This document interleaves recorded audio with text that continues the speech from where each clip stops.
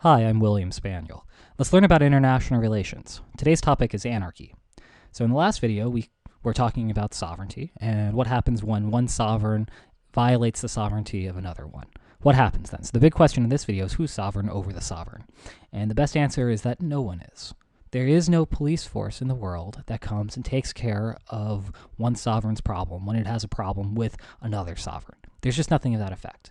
To see what I mean, let's compare some domestic political order with some international political order. So first, imagine you live in a great country like the United States or Great Britain that has just really strong domestic political institutions, as opposed to, say, like Somalia or New Jersey. A man kills his neighbor, or a bank robber steals thousands of dollars from a bank, or there's a party last night at your place that gets a little bit too crazy and really upsets all of the neighbors. What happens in each of these cases? Well, when we have strong political order domestically, it's very simple. The police come and take care of it. That's a uniform outcome here. Every time there's an issue, if you have an issue with somebody else, if somebody's breaking a law or breaking a norm or something that you just don't like, you call the police and the police come and sort it out. Now, that's what happens in a good world, in a nice world where things are just really awesome and there are strong domestic political institutions. When there are places with weaker domestic political institutions, things aren't so great, like in Somalia or New Jersey. When a drug dealer kills a rival drug dealer, or a mafia boss assassinates a rival mafia boss, in these cases, the local police is just too weak to do anything about it. And as it turns out, international relations looks much like this world, and not much at all like this world where there's great domestic political institutions. So let's think about this. Let's think about violations of sovereignty. We talked about this last time. In theory, sovereign states control their own domestic affairs. Other sovereign states are not supposed to be meddling internally or in the internal affairs of another sovereign nation.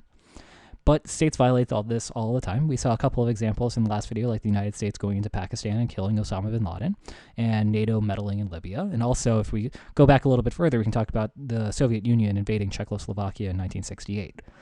The overriding theme here, though, is that in each of these cases, no one comes and arrests the meddler. The United States, no one came and arrested the United States. No one is going to arrest NATO for what they did in Libya, and certainly nobody went and got Czechoslovakia, or no one got the Soviet Union, rather, when the Soviet Union invaded Czechoslovakia. There is no police force in the international world. And so life in the international relations is closer to this mafia world where you can't go to the police to solve your problems. It's on your own. The world police is either non-existent or it's just really weak, like in the United Nations. The United Nations, some people think that this is sort of like the world police force, but there is no standing United Nations army that's just ready to go anywhere in the world at a moment's notice whenever there's a problem. Whenever the United Nations does go somewhere, what happens is there is an ad hoc military created for the purposes of doing whatever the United Nations is interested in for that point. And that's only after it's gone through tons and tons of debate within the United Nations, and only after some states have volunteered their forces to go there.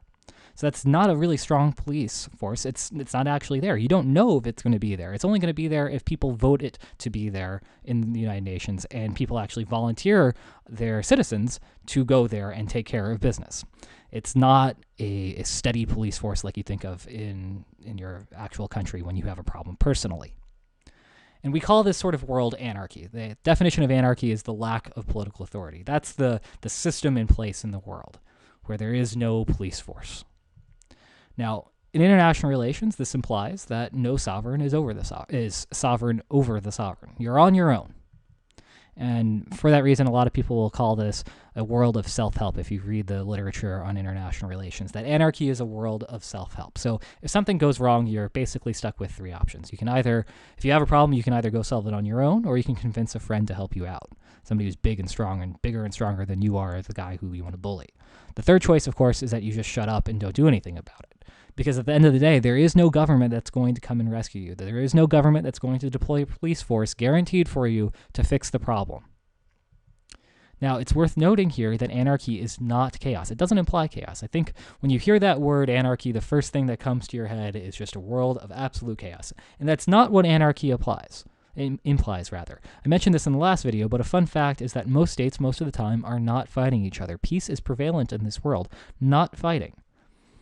Anarchy permits actually anything. It doesn't just permit chaos. It permits order. It allows anything to happen, anything between order and chaos. Really, anything, absolutely anything can happen in a world of anarchy. We just don't know what's going to happen. And that's really the challenge. And to conclude here, the challenge in international relations is asking ourselves this question.